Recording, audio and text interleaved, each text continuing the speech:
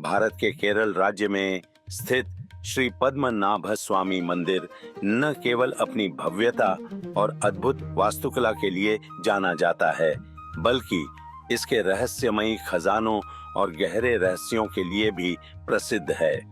विष्णु भगवान को समर्पित यह मंदिर त्रावणकोर के राजघराने के संरक्षण में है और इसकी गहराइयों में छिपे खजाने की कहानियां सदियों से लोगों के दिलों में उत्सुकता जगाती रही हैं। इस मंदिर के 7 भूमिगत तहखानों में से 5 को खोला जा चुका है, लेकिन सबसे रहस्यमयी है वॉल्ट बी, जो अब तक अछूता और अज्ञात है। माना जाता है कि इस तहखाने की सुरक्षा स्वयं नागराज अनंत करते हैं।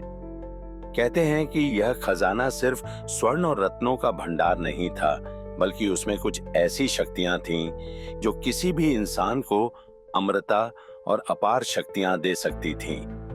इन्हें शंख निधि और पद्म निधि के नाम से जाना जाता था।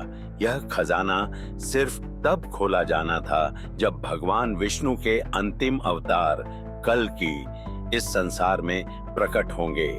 मंदिर के 7 तहखानों में से यह छठा तहखाना, जिसे वॉल्ट बी के नाम से जाना जाता है, कभी किसी इंसान के लिए खुलने के लिए नहीं था, लेकिन एक राजा ने इस चेतावनी को अनसुना कर दिया। त्रावणकोर के एक राजा ने लालच में आकर इस तहखाने को खोलने की कोशिश की।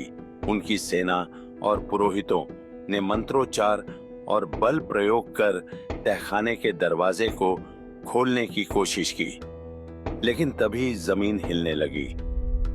एक भयानक भूकंप आया और नागराज अनंत, जो सदियों से भूमि के नीचे सोए हुए थे, जाग उठे।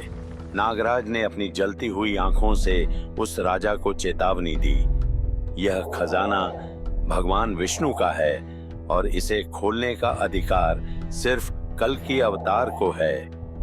जो भी इसे खोलने की कोशिश करेगा, विनाश उसका भाग्य होगा।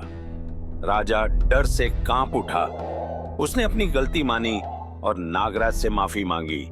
कहते हैं कि तब से उस राजघराने ने यह वचन दिया कि कोई भी वॉल्ट बी को खोलने की कोशिश नहीं करेगा।